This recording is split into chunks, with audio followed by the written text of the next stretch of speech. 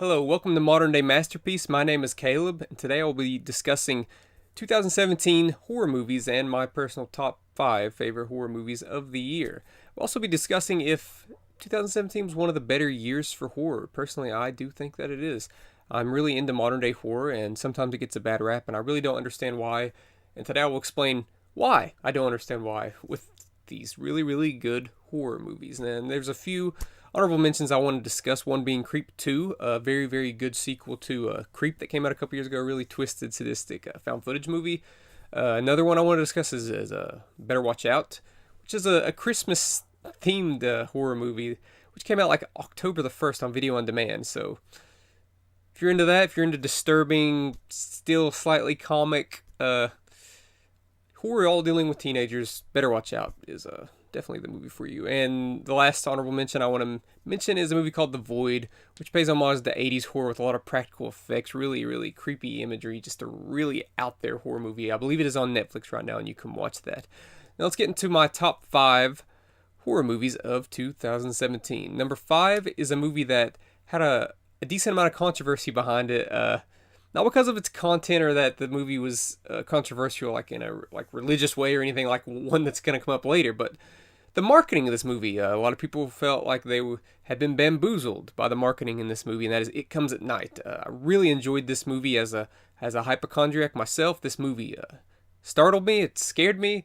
Very, very chilling and terrifying imagery. Even though we never find out what it is that comes at night, which is something that I kind of knew going in. Like, I figured that it was a A24 movie. I figured it was a mostly art house thriller, which has turned out to be an art house thriller of very good performances. I can't remember the young actor's name, but he was incredible. Joel Edgerton, obviously, being very, very good.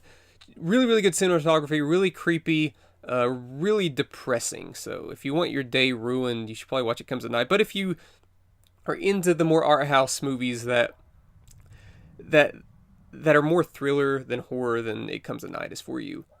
Moving on to number 4, this is probably the horror movie that I enjoyed the most this year.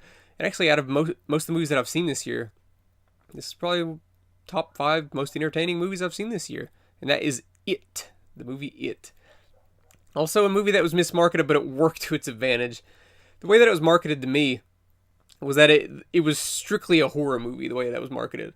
But it's basically a coming-of-age movie. It's a coming-of-age story with a lot of comedy, a lot of heart with these kids, very good chemistry. And obviously Pennywise is fantastic. I do enjoy this more than the original TV movie played by Tim Curry, even though he's egging that up and it's a blast. I just think he's more of a predator in this movie, and it's way creepier. And I love the visuals. For the budget, the CG looked very good. Believe it or not, I heard people coming out of this saying it's like it was a little bit too cheesy for me.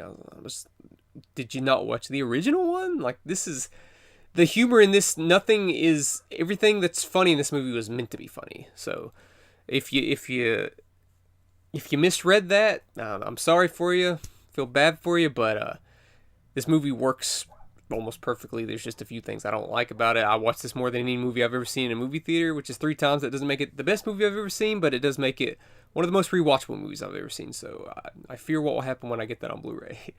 Moving on to number 3, very controversial movie for the mismarketing and the religious undertones, and that is a movie called Mother, Darren Aronofsky's Mother. I did love this movie. I made a video about this, explaining why I think it's sort of important to know what it's about before going in, which I'm not going to in this video. No spoilers in this video. But Mother is just a crazy, frantic, fever dream, allegory, art house movie. Plain as that. I guess you can call it a movie. It's more of an experience. I had such a good time, believe it or not, watching this movie. It's very entertaining, even though it dealt with very bleak subject matter and very bleak allegory matters. This is a movie that if you don't know what's going on or what the movie's talking about, by the third act, that third act will lose you. This movie goes crazy, and I enjoyed it. There were shots and effects that were happening here. I was like, I don't know how they got this shot or this specific effect, but I was very impressed with it. Very impressive movie. One of Jennifer Lawrence's finer performances. Very good performance. So Mother, yeah. Number 3. it's a hard one to recommend, but I think if you like Darren Aronofsky movies, and if you, yet again, like It Comes at Night, if you're into the art house horror thriller movies, this is for you, even though there's nothing like this movie.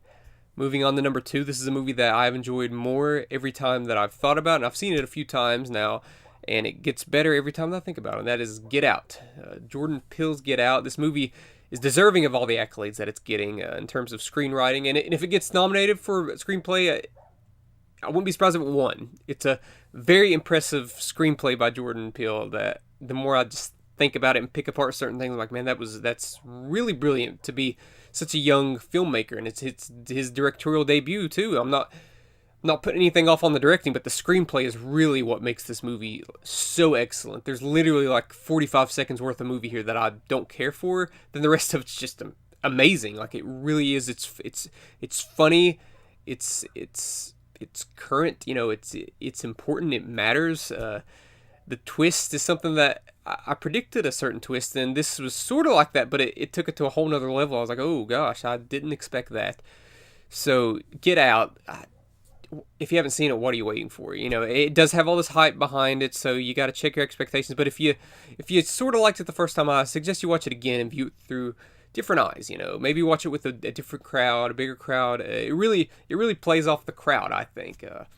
But you will view the movie differently the second time, knowing the things that happened the first time around. And my number 1 horror movie of 2017 is indeed a movie called Raw. This is a French art house horror movie. I know that turns people off almost immediately, but I believe it's on Netflix now, and I think if you're a horror fan, you'd really be hurting yourself by not watching this, because I find it to be the most unique horror movie of the year, even though I hesitate even calling it a horror movie. Yeah, it has enough grotesque and grisly images and crazy stuff that almost makes it deserve an NC-17 rating, but somehow got an R. But in the center of it, it is a coming of age story, and it's a sweet and humorous and vile coming of age story about cannibalism, you know. And if you don't think you could relate to that, I think you'd be wrong, because there's a lot of underlying themes here that play off going into college unexperienced with certain things, and how whenever you experience that thing, it'll be 10 times worse because you didn't know what to expect originally growing up as a teenager or something. I think that's something that anybody can relate to, and the movie is seriously fantastic, and it ends on a really, really clever and cool note.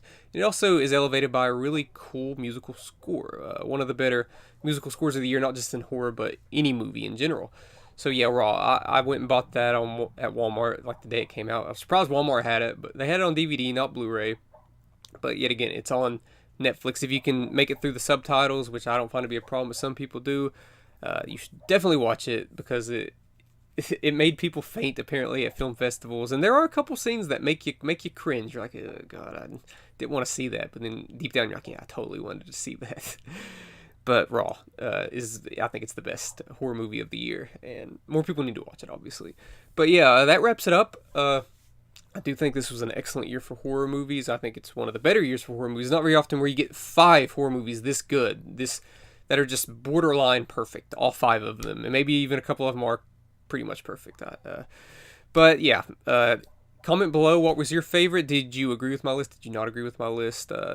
There's some movies that I forgot. What movies did I forget? Leave some below. I want to watch all the horror and all of the modern day horror that I can. So yes, please leave a comment below, and if you like what you saw, please subscribe, and thank you for watching.